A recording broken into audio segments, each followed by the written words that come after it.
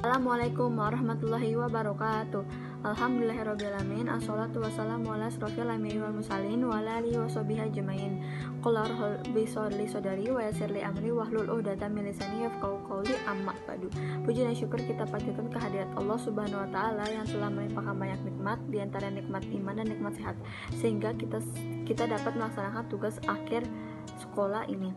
Tak lupa, sholawat serta salam tercurahkan kepada Nabi besar Muhammad SAW beserta keluarganya, sahabatnya, dan teman-temannya.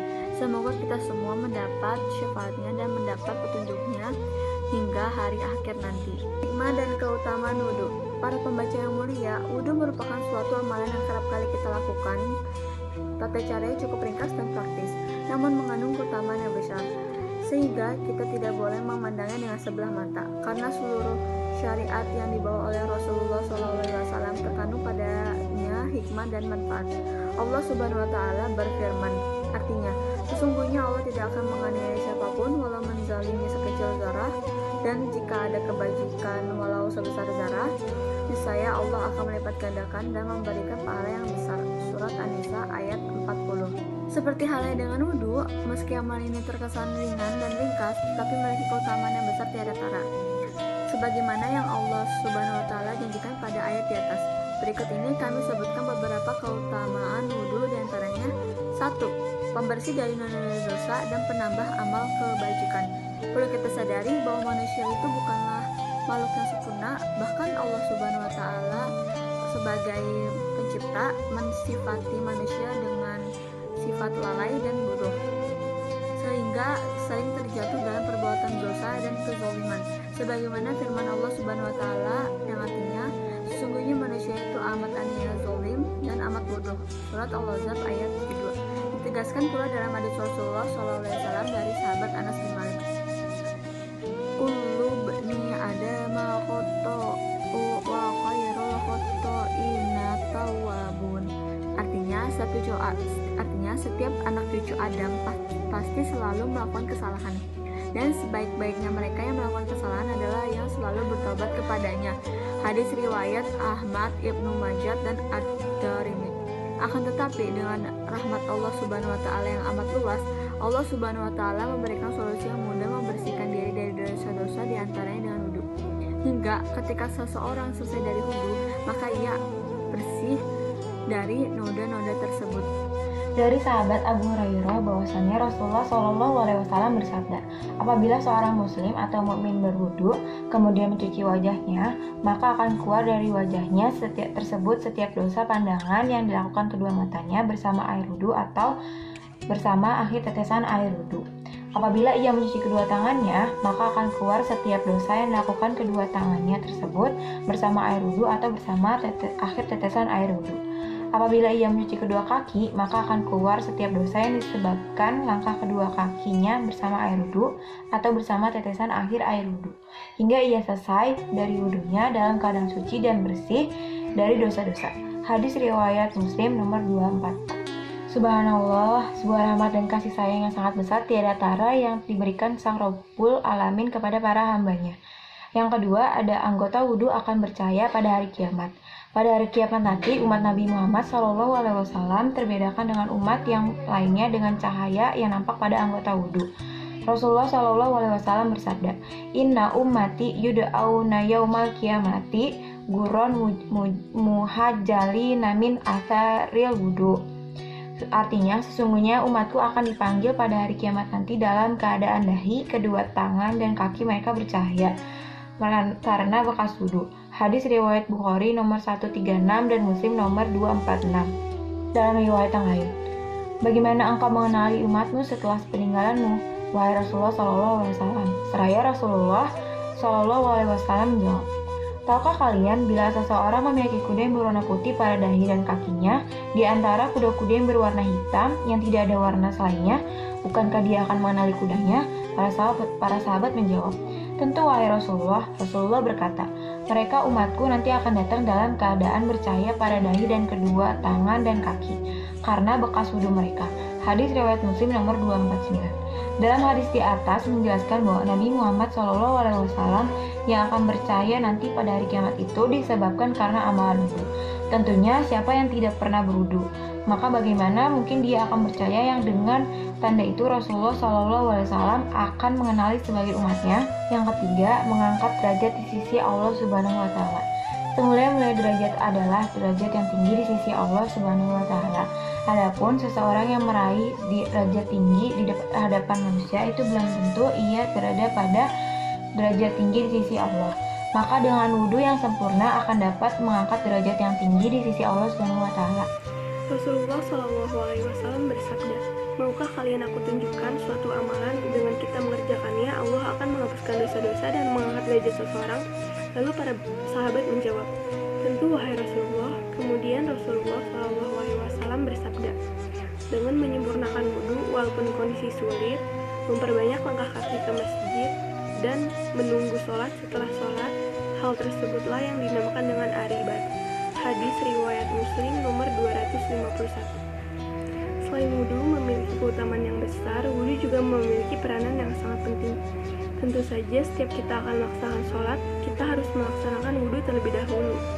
Karena wudhu merupakan salah satu syarat sahnya sholat.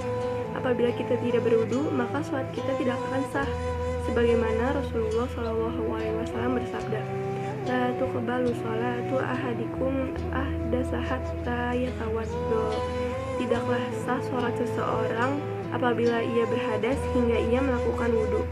Hadis riwayat Al-Bukhari nomor 135. Berikut ini akan kami paparkan beberapa waktu yang dianjurkan untuk berwudhu. Dengan ini kita akan mengetahui bahwa berwudhu memiliki peran yang sangat penting, sehingga kita tidak akan menyepelekan wudhu lagi. Yang pertama, berwudhu ketika hendak pergi ke masjid. Termasuk sunnah Rasulullah SAW untuk berangkat sholat dengan berwudhu dari rumah. Hal tersebut tentu saja memiliki nilai yang lebih baik daripada tidak melaksanakan wudhu sebelumnya. Allah Subhanahu wa Ta'ala akan menjadikan barokah pada setiap langkah kaki kiri maupun langkah kaki kanan. Hal tersebut berupa penghapusan dosa dan penambahan pahala. Yang kedua, menyentuh mushaf Al-Quran. Al-Quran merupakan firman Allah Subhanahu wa Ta'ala yang diturunkan kepada Nabi Muhammad SAW sebagai kitab suci umat Islam. Dalam rangka memuliakan kitab suci Al-Quran, maka kita dianjurkan untuk berwudhu sebelum menyentuh kitab suci Al-Quran. Al-Imam At-Tabrani dan Al-Imam Ad-Daraqutni meriwayatkan hadis Rasulullah SAW dari sahabat Hakim bin Hizam radhiyallahu anhu. La tamussul Qur'ana illa wa anta thahir. Janganlah kamu menyentuh Al-Quran kecuali dalam keadaan suci. Lalu bagaimana jika hanya menyentuhnya saja tanpa membacanya? Apakah hal ini juga termasuk disunahkan oleh Rasulullah? Iya, hal ini termasuk sunnah Rasulullah SAW. Sebagaimana sabdanya, "Sesungguhnya aku tidak menyukai berzikir kepada Allah Subhanahu wa Ta'ala kecuali dalam keadaan suci." Hadis riwayat Abu Daud dan An-Nasa'i dari sahabat Ibnu Umar dan disyahkan oleh Asy-Syaikh Al-Albani. Tentunya membaca Al-Quran adalah semulia-mulianya berzikir kepada Allah. Yang ketiga, berwudhu ketika hendak tidur. Termasuk sunnah Rasulullah SAW.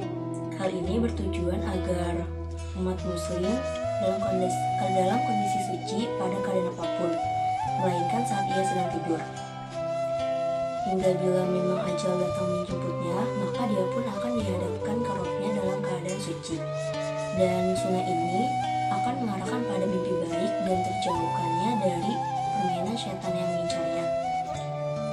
Tentang sunnah ini, Rasulullah telah menjelaskan dalam sabdanya yang diriwayatkan dari sahabat Al-Bara bin Azib bahwasanya beliau berkata, "Apabila kamu mendatangi tempat tidurmu, maka berwudulah sebagaimana wudumu untuk sholat." Lebih jelas lagi dari riwayat sahabat Mu'az bin Jabal bahwasanya Rasulullah SAW bersabda, "Tidaklah seorang muslim tidur di malam hari dalam keadaan dengan berzikir dan bersuci, kemudian ketika telah terbangun dari tidurnya lalu meminta kepada Allah kebaikan dunia dan akhirat, melainkan pasti Demikianlah sunnah yang selalu dijaga oleh Rasulullah SAW ketika hendak tidur, yang semestinya kita sebagai umat muslim meneladaninya. Bahkan ketika beliau terbangun dari tidurnya untuk membuang hajat, beliau berwudu lagi, lalu kembali ke tempat tidurnya.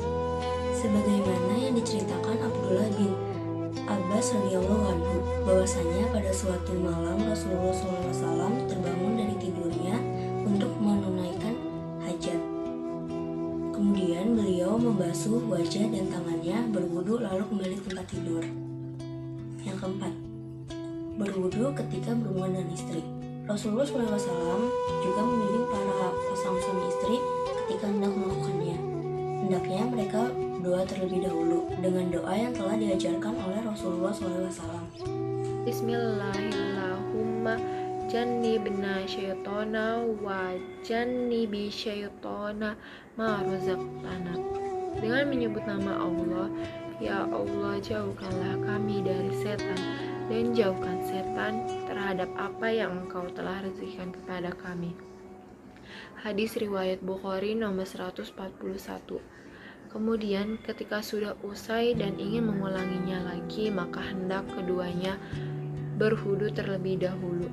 Rasulullah Shallallahu Alaihi Wasallam bersabda, apabila seseorang telah berhubungan dengan istrinya, kemudian ingin mengulanginya lagi, maka hendaklah berwudu terlebih dahulu.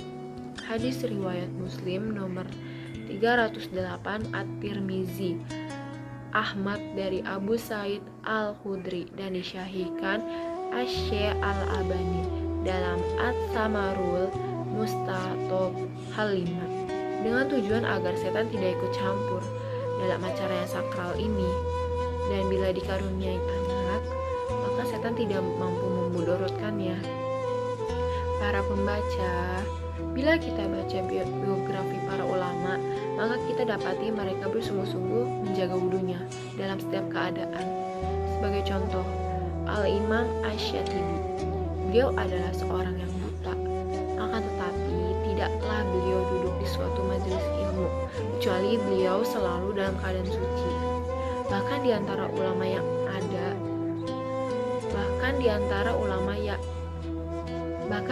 ulama ada yang tidak mau membaca hadis-hadis Rasulullah SAW hingga mereka berwudu terlebih dahulu, bukan karena mereka berpendapat wajibnya berwudu ketika hendak membaca hadis, akan tetapi yang mendasari hal itu adalah sungguhan mereka untuk memuliakan ilmu dan untuk mendapatkan keutamaan yang besar dalam wudu. Akhir kata, wudu bukanlah amalan yang remeh, bahkan amalan yang besar di sisi Allah Subhanahu wa Ta'ala, sehingga mendorong kita untuk selalu dalam kondisi suci dan berupaya sebagaimana berwudu dengan sempurna yang sesuai dengan tuntunan Rasulullah SAW. Demikian pemaparan yang kelompok kami sampaikan pada kesempatan yang berbahagia ini. Terima kasih atas perhatiannya. Mohon maaf jika ada salah kata, kami hanya manusia biasa yang tidak luput dari salah. Sekian dari kami, wabillahi taufiq wal hidayah. Wassalamualaikum warahmatullahi wabarakatuh.